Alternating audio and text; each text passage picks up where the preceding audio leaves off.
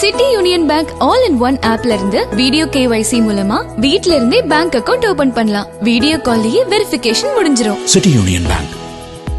आतंकवाद के मुद्दे पर कि भारत तो केवल शांति का पक्षधर है, हर हाल में हमें शांति की रट लगाने की जो आदत 2014 के पहले पड़ गई थी, मोदी जी ने न्यू नॉर्मल के माध्यम से उस अवधारणा को पलट करके सज्जनों के साथ, मित्रों के साथ हम लोग शांति से, सौहार्द के साथ विकास की बात करेंगे। लेकिन कोई हम पर युद्ध थोपेगा, हमारी सुरक्षा में सेंध लगाएगा, भारत के अंदर आतंकवाद को प्रेरित और प्रोत्साहित करेगा, तो उसका जवाब सर्जिकल स्ट्राइक, एयर स्ट्राइक और ऑपरेशन सिंदूर ही होंगे। या भारत ने अपनी ताकत के माध्यम से, मेड इन इंडिया की ताकत के माध्यम से करके दिखाया है और दुनिया ने इस ताकत का एहसास अभी हाल ही में हुए इन कार्यक्रमों के माध्यम से देखा है। तो राष्ट्रीय एकता और अखंडता के मुद्दे पर भी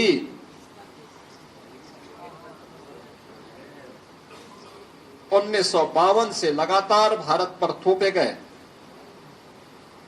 धारा 370 को पूरी तरह समाप्त करके जम्मू कश्मीर को, लद्दाख को भारत के कानून के अनुरूप, भारत के संवैधानिक दायरे में लाकर भारत की अखंडता को कश्मीर से कन्याकुमारी तक एक भारत श्रेष्ठ भारत के इस नए मॉडल के रूप में प्रस्तुत किया है। मित्रों, आजादी के अमृत महोत्सव वर्ष में देश की जनमानस को प्रधानमंत्री मोदी जी ने विकसित भारत का जो मंत्र दिया, इसके लिए प्रधानमंत्री मोदी जी ने पंचप्रण और 11 संकल्प प्रत्येक भारतवासी को याद कराए थे।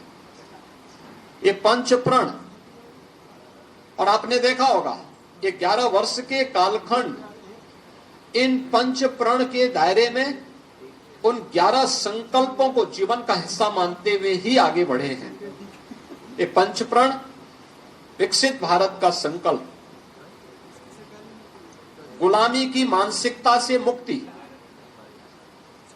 अपनी विरासत पर गर्व, राष्ट्रीय एकता और एकजुटता और नागरिक कर्तव्य का पालन। 11 वर्ष के कालखंड को अगर आप देखेंगे तो सरकार ने विकसित भारत की जो आधारशिला रखी है वह इन्हीं पंचप्रण को ध्यान में रख करके ही रखी है और इसी पर आधारित विकसित भारत का ये मॉडल जो आज भारत को अपनी विरासत के साथ भी जोड़ता है, दुनिया की एक आर्थिक महाशक्ति के रूप में भी स्थापित करता है और एक सामरिक शक्ति के रूप में भी भारत की ताकत का एहसास दुनिया को कराता है। उसने भारत के लिए जो 11 संकल्प प्रधानमंत्री मोदी जी ने प्रत्येक भारतवासी के लिए सुनिश्चित किए, उनमें कर्तव्य का पालन, एक समावेशी विकास, गांव, गरीब, किसान, नौजवान, महिलाएं, समाज के प्रत्येक तबके को ध्यान में रख करके किए गए कि पिछले 11 वर्षों में गरीब कल्याणकारी, लोक कल्याणकारी कार्यक्रम, इंफ्रास्ट्रक्चर के डेवलपमेंट का जो मॉडल है, ये सभी उसके हिस्से हैं। भ्रष्टाचार मुक्त शासन, टेक्नोलॉजी का उपयोग करते PBT के माध्यम से जो कार्य पिछले 11 वर्ष के अंदर देखने को मिले हैं, स्वतंत्र भारत में 65 वर्षों में इस प्रकार का मॉडल कभी भी देखने को नहीं मिला। कानून का सम्मान, हर व्यक्ति कानून से बड़ा कोई नहीं। हमें कानून का सम्मान करना होगा क्योंकि कानून हर भारतवासी को संरक्षण देता है। वंशवाद की राजनीति का अंत, ये परिवारवाद की राजनीति, ये जातिवाद को भी बढ़ावा देती है, देश के सामाजिक ताने बाने को छिन्न भिन्न करती है। इतिहास की उन गलतियों की पुनरावृत्ति नहीं होने देना है जिनके कारण देश फिर से जिसके कारण देश गुलाम हुआ था। उस प्रकार की पुनरावृत्ति फिर न हो, इसके लिए आवश्यक है कि वंशवाद की राजनीति को समाप्त किया जाए। महिलाओं को नेतृत्व, नारी मातृ वंदना कार्यक्रम से लेकर के बेटी बचाओ बेटी पढ़ाओ से लेकर के नारी शक्ति वंदन अधिनियम तक किए गए अनेक कार्यक्रम, सैनिक स्कूलों में बेटियों की भर्ती हो, नेशनल डिफेंस एकेडमी में भी पहली बार महिला भी वहां पर भर्ती हो सकती है और वह भी सेना में उच्च सैन्य अधिकारी के पद पर जा सकती, कमीशन अफसर के रूप में जा सकती है, यह पहली बार हुआ है। संविधान का सम्मान, बाबा साहब भीमराव अंबेडकर के द्वारा बनाए गए संविधान का हर हाल में सम्मान होगा और इसके लिए प्रधानमंत्री मोदी जी ने 26 नवंबर की तिथि को संविधान दिवस के रूप में पूरे देश के अंदर 2015 से इस तिथि को आयोजन करने की कार्रवाई ये पहली बार हुआ। आरक्षण की सुरक्षा, सामाजिक दृष्टि से जो भी पिछड़े हैं, दलित हैं, वंचित हैं, उनको इस संविधान प्रदत्त सुविधा का अधिकार मिलना ही चाहिए। हर हाल में यह अधिकार उनको मिले, इसके लिए उनकी सुरक्षा, राज्यों में बिना भेदभाव के विकास की प्रक्रिया को आगे बढ़ा करके उनके समग्र विकास को आगे बढ़ाने का कार्य हो, या सामाजिक न्याय को सुनिश्चित करना और एक भारत श्रेष्ठ भारत के निर्माण के लिए किए गए प्रयास, ये 11 संकल्प हैं जिसे ध्यान में रख करके पिछले 11 वर्ष के अंदर प्रधानमंत्री मोदी जी के नेतृत्व में हम सब ने एक नए भारत का दर्शन किया है। मित्रों, अर्थव्यवस्था के मुद्दे पर हम अगर चर्चा करते हैं, याद करिए 2014 के पहले का भारत अस्थिर अर्थव्यवस्था थी, लोगों को विश्वास नहीं था क्या होगा भारत में। 1947 से लेकर के 2014 तक भारत दुनिया की केवल 11वीं अर्थव्यवस्था बन गया था और वह अर्थव्यवस्था भी अस्थिर थी। पिछले 11 वर्ष में भारत दुनिया की चौथी बड़ी अर्थव्यवस्था बना है, यानी भारत से ऊपर। अब भारत ने अपनी आजादी के अमृत महोत्सव वर्ष में, जब ये देश अपनी आजादी के 75 वर्ष पूरा कर रहा था, तब प्रधानमंत्री मोदी जी के नेतृत्व में भारत ने उस ब्रिटेन को अर्थव्यवस्था के मोर्चे पर पछाड़ा था, जिस ब्रिटेन ने भारत पर लगभग 200 वर्षों तक शासन किया था। और जब प्रधानमंत्री मोदी जी के प्रधानमंत्री के रूप में कार्यकाल के सफलतम 11 वर्ष पूरे हो रहे हैं, तब जापान की अर्थव्यवस्था को पछाड़ करके भारत दुनिया की चौथी बड़ी अर्थव्यवस्था हो रहा है। भारत की अर्थव्यवस्था दुनिया की अकेली अर्थव्यवस्था है जो एक दशक में दुगनी हुई है। भारत दुनिया का पहला देश है जिसने अपनी पर कैपिटा इनकम यानी प्रति व्यक्ति आय दोगुने से अधिक की है पिछले 10 वर्ष के अंदर। 2013-14 में भारत की प्रति व्यक्ति आय यह केवल 79,000 रुपये थी, 79,000 थी, और आज यह बढ़कर के लगभग 2.5 लाख हुई है। आप अनुमान कर दीजिए, इसके दायरे को अगर आप देखेंगे तो यह आपको चौंकाने वाले आंकड़े हम सबको प्रस्तुत करते हैं। भारत का निर्यात कई गुना बढ़ा है और यह एक नई अर्थव्यवस्था के रूप में भारत को स्थापित करने, आगे बढ़ाने की। और याद करना कि 2000 जिस भारत की विकास की दर जिस स्पीड से दुनिया के अंदर बढ़ रही है, 2027 में भारत दुनिया की तीसरी बड़ी अर्थव्यवस्था बनेगा। तीसरी बड़ी अर्थव्यवस्था बनने के लिए 2027 का एक टारगेट भी प्रधानमंत्री मोदी जी ने भारतवासियों के सामने, भारत के नागरिकों के सामने पहले ही प्रस्तुत कर दी है। मित्रों, इंफ्रास्ट्रक्चर वर्ल्ड क्लास हो या इंफ्रास्ट्रक्चर अर्थव्यवस्था का बाहरी ढांचा होता है, उसकी रीढ़ होती है, और सुदृढ़ अर्थव्यवस्था के लिए आवश्यक होता है बेहतर इंफ्रास्ट्रक्चर। आपने इस बात को महसूस किया होगा कि सरदार अटल बिहारी वाजपेयी जी ने अपने कार्यकाल के दौरान उन्होंने अर्थव्यवस्था पर एक ध्यान केंद्रित किया था। प्रधानमंत्री ग्रामीण सड़क योजना उस समय उन्होंने लागू की थी। स्वर्णिम चतुर्भुज की योजना हाईवे के लिए लागू की थी। उसके उपरांत अगले 10 वर्ष तक फिर ये योजना ठप सी पड़ गई। यूपीए गवर्नमेंट के दौरान इनकी हाईवे की स्पीड 11 किलोमीटर प्रतिदिन थी और आज ये उससे 3 गुने से अधिक, यानी लगभग 35 किलोमीटर प्रतिदिन है। 35 किलोमीटर हाईवे पर डे बनने की स्पीड आज नए भारत की है। आज हमारी 99% ग्रामीण क्षेत्र की सड़कें, यानी ग्रामीण हमारे गांव आज प्रधानमंत्री ग्रामीण सड़क योजना से कनेक्टेड हो चुकी हैं। और इस दौरान देश के अंदर 3,80,000 किलोमीटर ग्रामीण सड़कों का निर्माण भी पिछले 11 वर्ष के अंदर हुई है।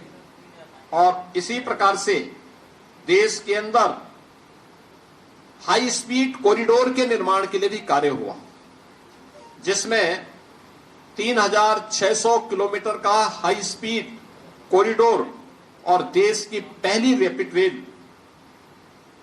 उत्तर प्रदेश के अंदर भी प्रारंभ हुई है, जो दिल्ली मेरठ के बीच में प्रारंभ हो चुकी है। इन 11 वर्षों में लगभग 55,000 किलोमीटर हाईवे का विस्तार हुआ है, जिसके बारे में मैंने आपको पहले बताया कि आज भारत की जो प्रतिदिन स्पीड है, हाईवे की स्पीड है, जो आज हाईवे हमारे बन पा रहे हैं, ये 35 किलोमीटर पर डे के हिसाब से आज बन रहे हैं, जबकि यह 2014 तक मात्र 11 किलोमीटर पर डे की थी। मेट्रो, पब्लिक ट्रांसपोर्ट का बेहतरीन माध्यम मेट्रो, 2014 में देश के अंदर 5 सिटी में मेट्रो का संचालन हो रहा था। उत्तर प्रदेश का एक भी सिटी उसमें नहीं था। और आज देश के अंदर 23 सिटी में मेट्रो का संचालन हो रहा है। यूपी के 6 सिटी ऐसी हैं जहां मेट्रो का सफलतापूर्वक संचालन आज के दिन पर हो रहा है। विश्व स्तरीय सुविधाओं से युक्त तो नई ट्रेन नमो भारत एक्सप्रेस के रूप में, अमृत भारत एक्सप्रेस के रूप में और वंदे भारत एक्सप्रेस के रूप में आज हम सबको देखने को मिल रही है। एयर कनेक्टिविटी 1947 से लेकर के 2014 तक भारत के अंदर केवल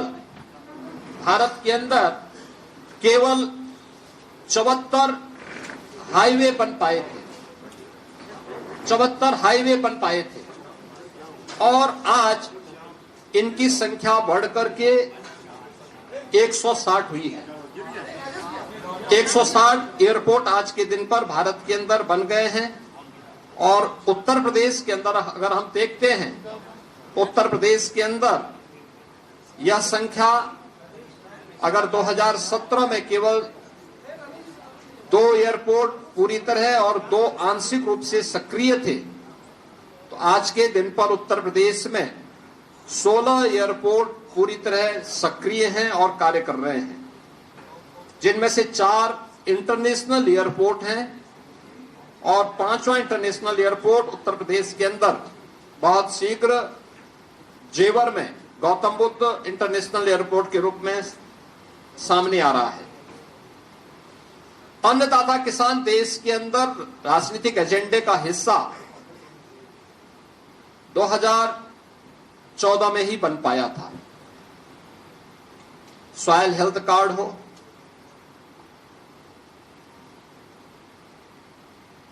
कृषि बीमा की योजना हो,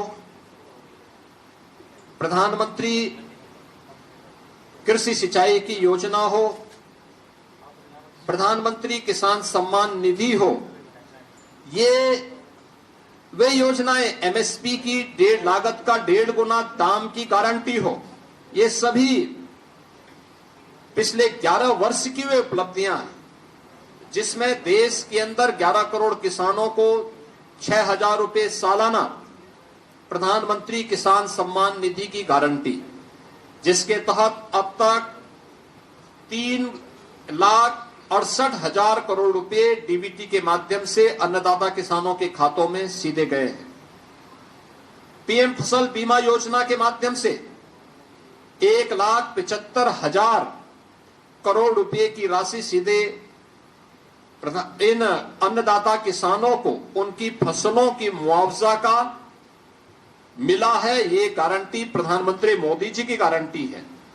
और यही नहीं, देश के अंदर प्रधानमंत्री कृषि सिंचाई योजना के अंतर्गत 93,000 करोड़ रुपए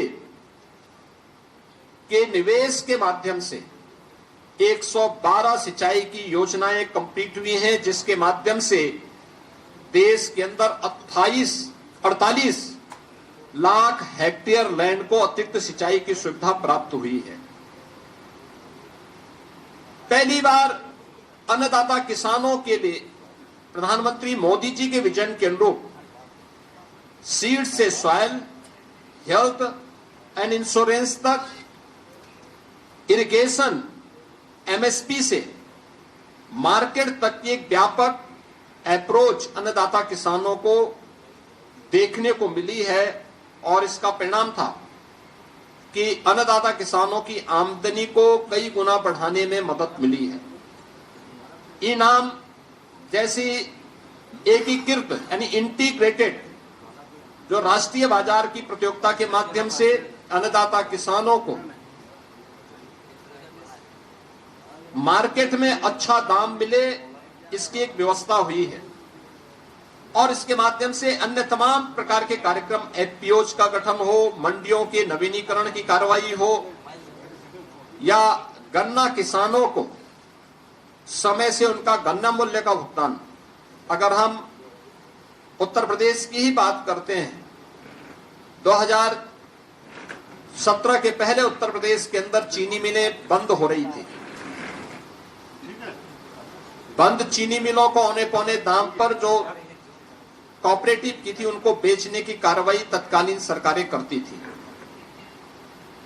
1996 से लेकर के 2017 तक उत्तर प्रदेश के अंदर गन्ना मूल्य का जितना भुगतान 22 वर्षों में हुआ था, पिछले 8 वर्ष में उत्तर प्रदेश के अंदर अन्नदाता किसानों के लिए, उन गन्ना किसानों के लिए 71,000 करोड़ रुपए उससे अतिरिक्त भुगतान हुआ है। यानी अब तक 2,86,000 करोड़ रुपए का गन्ना मूल्य का भुगतान उन 46 लाख गन्ना किसानों को किया गया है, जो गन्ने की फसल के माध्यम से, अपनी कैश क्रॉप के माध्यम से, एकमात्र कैश क्रॉप के माध्यम से वे आमदनी कमाते थे, अपने जीवन में खुशहाली लाते थे।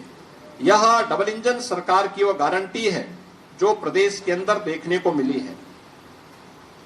पहली बार गरीब को शासन की योजना का लाभ का हिस्सा बन पाया है। अब चेहरा देख करके नहीं, योजनाएं किसी तुष्टीकरण का शिकार नहीं होती, बल्कि योजनाएं बिना भेदभाव के समाज के प्रत्येक तबके को उसकी संतुष्टिकरण का आधार देने वाली होती है। प्रधानमंत्री गरीब कल्याण अन्न योजना के माध्यम से देश के अंदर 81 करोड़ लोग इस सुविधा का लाभ प्राप्त कर रहे हैं। प्रति माह 5 किलो राशन की सुविधा प्राप्त करते हैं। तो प्रदेश में 15 करोड़ गरीब इस योजना से लाभान्वित है। हर घर नल की योजना, जल जीवन मिशन के माध्यम से देश के अंदर 15 करोड़ से अधिक लोग इस योजना से 15 करोड़ से अधिक परिवार इस योजना से लाभान्वित हुए हैं। और उत्तर प्रदेश में 2 करोड़ 65 लाख परिवार इस योजना से सीधे सीधे लाभान्वित हुए हैं। प्रधानमंत्री आवास योजना के माध्यम से 4 लाख परिवारों को देश के अंदर आवास की सुविधा मिली है। तो उत्तर प्रदेश में यह संख्या 4 करोड़ से ज्यादा परिवारों को इस सुविधा का लाभ मिला है और उत्तर प्रदेश में 60 लाख लोगों को इस सुविधा से लाभान्वित हुए हैं। प्रधानमंत्री उज्ज्वला योजना के माध्यम से ग्रीन ईंधन एंड क्लीन ईंधन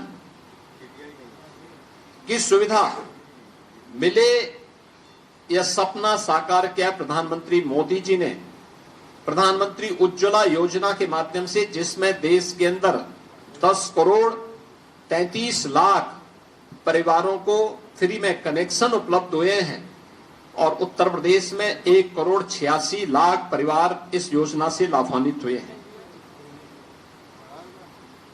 पीएम स्वनिधि योजना के माध्यम से देश के अंदर पहली बार स्ट्रीट वेंडर के लिए भी कोई कार्यक्रम चला है।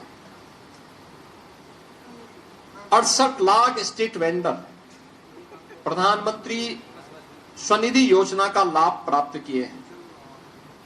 प्रधानमंत्री मुद्रा योजना के माध्यम से छोटे उद्यमियों को 52,50,000 करोड़ से ज्यादा का लोन उपलब्ध हुआ है और प्रधानमंत्री श्रम योगी मानधन योजना के माध्यम से भी देश में 59 लाख श्रमिक इससे लाभान्वित हुए हैं। अटल पेंशन योजना 7 करोड़ 65 लाख लोग लाभान्वित हुए हैं और प्रधानमंत्री जनधन अकाउंट में 56 करोड़ बैंक खाते खोले गए और इन बैंक खातों में 2,56,000 करोड़ रुपए से अधिक की राशि उन गरीबों ने अपनी जमा भी की है। उन लोगों की जमा भी हुई है या गौर सरकार के द्वारा जो अनुदान भेजा गया है, जो सब्सिडी भेजी गई होगी डीबीटी के माध्यम से उन अकाउंट में उन लोगों तक सीधे सीधे पहुंचने का काम हुआ है। और इन सभी योजनाओं की जो परिणति है वह है कि पिछले 10 वर्ष के अंदर 25 करोड़ लोग बहुआयामी गरीबी से उभर करके एक नया मध्यम वर्ग के रूप में उभरा है और भारत एक नई वैश्विक शक्ति के रूप में अपने आप को स्थापित करने की ओर अग्रसर हुआ है। महिला सशक्तिकरण के लिए पिछले 11 वर्ष के अंदर जो कदम बढ़ाए गए, मैंने पहले इस बारे में कहा था, एक व्यापक परिवर्तन हमें इस क्षेत्र में देखने को मिला है और प्रत्येक क्षेत्र में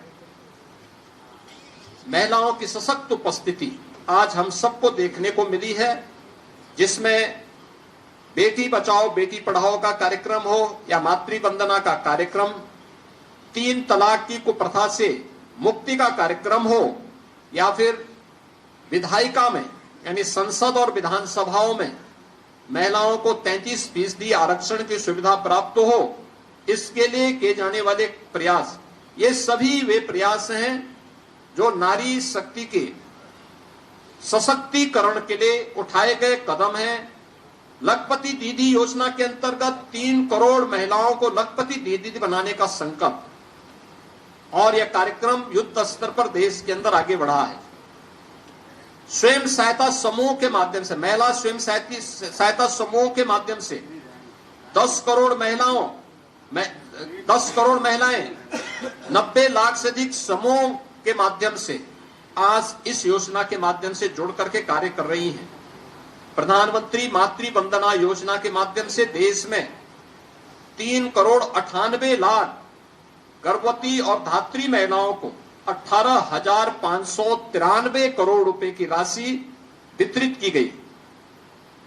इस दौरान प्रधानमंत्री मोदी जी के मार्गदर्शन में, उनके यशस्वी नेतृत्व में उठाए गए कदमों का परिणाम है कि मातृ मृत्यु दर को, शिशु मृत्यु दर को नियंत्रित करने में भी सफलता प्राप्त हुई है। और national family health survey 5th के अनुसार जो सेक्स रेशियो देश का था, उसको भी बेहतर बनाने में काफी इसके माध्यम से उसमें काफी मदद उसके माध्यम से मदद मिली है। दुनिया जब इस सदी की सबसे बड़ी महामारी कोविड महामारी से पस्त था, तब भारत बेहतरीन कोविड प्रबंधन के साथ साथ अपने बेहतर भविष्य के लिए, विकसित भारत की आधारशिला रखने के लिए अपनी राष्ट्रीय शिक्षा नीति को लागू कर रहा था।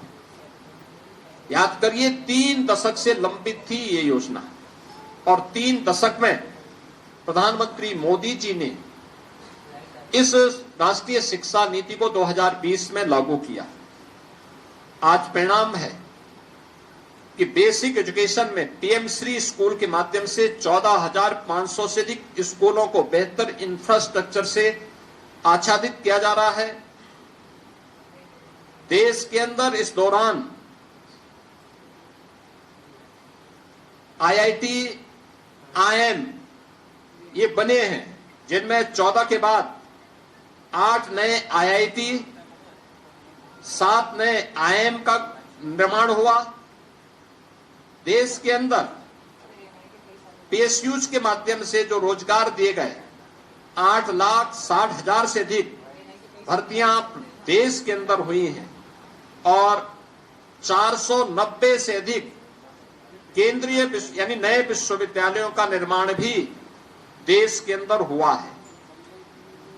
स्वस्थ भारत एक समर्थ भारत का आधार बनेगा, ये प्रधानमंत्री मोदी जी ने कहा था।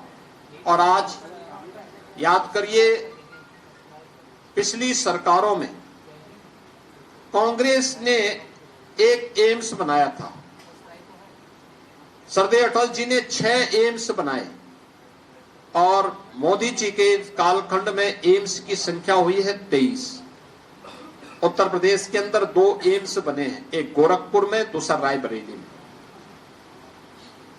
देश के अंदर 2014 तक केवल 380 मेडिकल कॉलेज थे। आज अकेले उत्तर प्रदेश में 80 मेडिकल कॉलेज हैं और देश के अंदर 2045 मेडिकल कॉलेज वर्तमान में मेडिकल की शिक्षा प्रदान कर रहे हैं। एमबीबीएस की सीट्स 2014 तक केवल 51,348 सीट्स थी। आज ये संख्या बढ़कर के 1,18,000 हुई है और पीजी की सीट्स 2014 में 13,246 थी। आज ये संख्या बढ़कर के 74,000 इसके बाद नई जुड़ी है। इसी प्रकार से आयुष्मान भारत के अंदर पहली बार देश के अंदर 9 करोड़ से अधिक, यानी देश के अंदर 50 करोड़ से अधिक लोग इस योजना से आच्छादित हुए हैं और जिसमें आज भी 1,30,000 करोड़ रुपए से अधिक का मुफ्त इलाज की सुविधा भी लोगों को उपलब्ध करवाई गई है। आयुष्मान आरोग्य मंदिरों की संख्या भी देश के अंदर 1,76,000 से अधिक हुई है। जन औषधि केंद्र के माध्यम से सस्ती औषधि लोगों को प्राप्त हो, 16,000 से अधिक ऐसे जन औषधि केंद्र जिनके माध्यम से एक सामान्य नागरिक के 38,000 करोड़ रुपए की बचत हुई है। और ई संजीवनी के माध्यम से भी देश भर में 37 करोड़ से अधिक टेली कंसल्टेशन की सुविधा आम जनमानस को देने की कार्रवाई हुई है। यानी समर्थ भारत के लिए भी 65 वर्षों में स्वस्थ बनाने के लिए जो कार्यक्रम होने चाहिए थे, उससे कई गुना पिछले 11 वर्ष के अंदर हम सबको देश के अंदर देखने को मिला है। आस्था और अर्थव्यवस्था का बेहतर समन्वय हो सकता है। विरासत भी विकास का माध्यम बन सकती है, ये हम सब ने महाकुंभ के माध्यम से देखा है। प्रधानमंत्री मोदी जी का मार्गदर्शन और नेतृत्व ने प्रयागराज महाकुंभ की सफलता को जिन ऊंचाइयों तक पहुंचाया था, आपने उसको महसूस किया होगा। कैसे उसके माध्यम से हमने एक नए भारत का दर्शन किया। आस्था के माध्यम से आर्थिकी के 5 नए कॉरिडोर यूपी के अंदर बनते हुए दिखाई दिए और उनके माध्यम से उन क्षेत्रों में रोजगार और अर्थव्यवस्था को जो बल मिला है, आज हमें यह विरासत और आर्थिकी का बेहतर समन्वय हम सबको देखने को मिलता है। एक नई काशी के रूप में काशी विश्वनाथ कॉरिडोर, आज काशी के अंदर बाबा विश्वनाथ धाम के निर्माण के बाद श्रद्धालुओं और पर्यटकों की आई भीड़ और वहां की अर्थव्यवस्था में आए युगांतरकारी परिणाम हम सबके सामने देखने को मिल रहे हैं। नमामि गंगे परियोजना का परिणाम महाकुंभ की सफलता के रूप में हम सब देख सकते हैं। काशी विश्वनाथ धाम काशी के साथ साथ आसपास के जनपदों की अर्थव्यवस्था को भी एक नई गति दे रहा है। अयोध्या में श्री राम जन्मभूमि में 500 वर्षों के बाद रामलला का विराजमान होना, अयोध्या को एक नई विकसित नगरी के रूप में वैश्विक मंच पर स्थापित होना और इसके माध्यम से रोजगार और अर्थव्यवस्था को एक नई गति मिलना। इसी प्रकार से विंध्यवासिनी धाम हो, नेमिष धाम हो, सुख तीर्थ हो, मथुरा वृंदावन, चित्रकूट या अन्य सभी पवित्र स्थलों के विकास के साथ साथ देश के अंदर महाकाल का महालोक हो, केदारपुरी और बद्रीनाथ धाम जैसे पवित्र धामों के सुंदरीकरण और वहां पर बुनियादी सुविधाओं को सुदृढ़ करने की कार्रवाई हो, ये सभी हम सब ने देखे ही हैं और इन पर निरंतर कार्य हो रहा है। पहली बार आजाद भारत में कार्य हुआ है। सोमनाथ के मंदिर का नया स्वरूप प्रधानमंत्री मोदी जी के विजन का मूर्त रूप है।